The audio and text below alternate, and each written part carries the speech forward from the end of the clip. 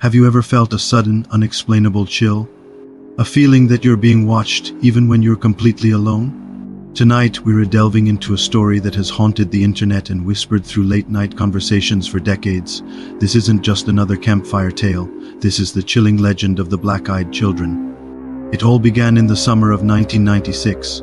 A journalist named Brian Bethel was sitting in his car late one night, parked outside a movie theater in Abilene, Texas.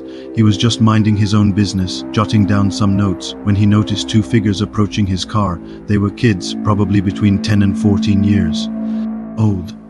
Both wore dark hoodies, their heads bowed, casting their faces in shadow. One of them tapped softly on his driver's side window.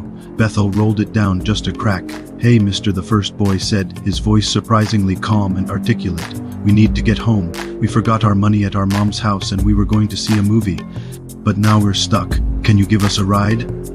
A simple request, right? But something was profoundly wrong. A wave of irrational fear washed over Bethel. It was a primal, gut-wrenching dread that he couldn't explain. His hand was shaking as he reached for the lock button. He told them he couldn't help, making up an excuse.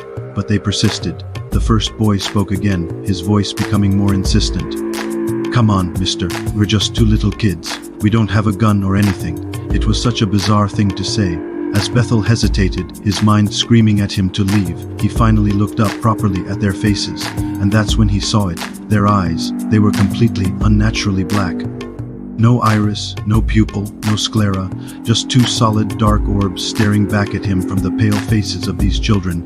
It was like looking into a void. The fear he felt before was nothing compared to the pure terror that now gripped him. The air in his car felt ice cold, his heart was pounding against his ribs, and the world outside seemed to fall silent.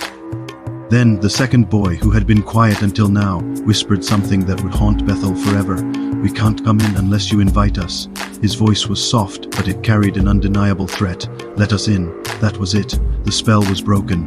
Bethel slammed his car into reverse and sped out of the parking lot, his tires squealing on the pavement. He didn't dare stop. When he finally risked a glance in his rearview mirror, the street was empty. The two children had vanished as if they were never there. You might think this was just one man's terrifying, isolated experience, but it wasn't. After Brian Bethel shared his story online, something incredible happened. Reports started pouring in from all over the world. People described identical encounters.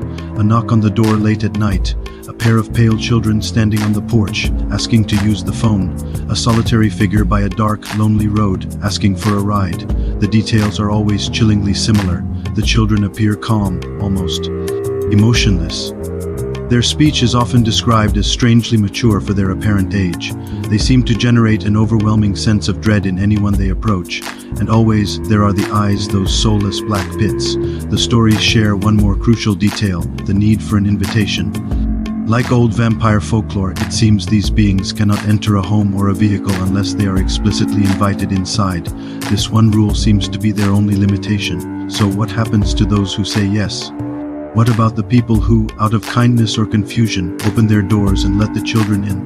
That's the most terrifying part of the legend. The stories just end. The people who let them in are often never heard from again. Neighbors report the house going dark and silent. Friends and family file missing person reports that go cold. It's as if they were erased from existence. Who are these children? Are they demons? Aliens? Ghosts of lost souls? Or something else entirely, something our minds can't even comprehend? The theories are endless, but the answers remain shrouded in mystery. They are the night visitors that no one survives. So if you're home alone one evening and you hear a soft, hesitant knock on your door, think twice before you open it. Look through the peephole, and if you see two children with pale skin and downcast eyes asking for your help, remember this story.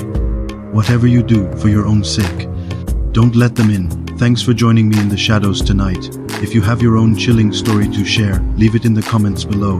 And don't forget to like, subscribe, and hit that notification bell so you don't miss our next dive into the unknown. Stay safe out there.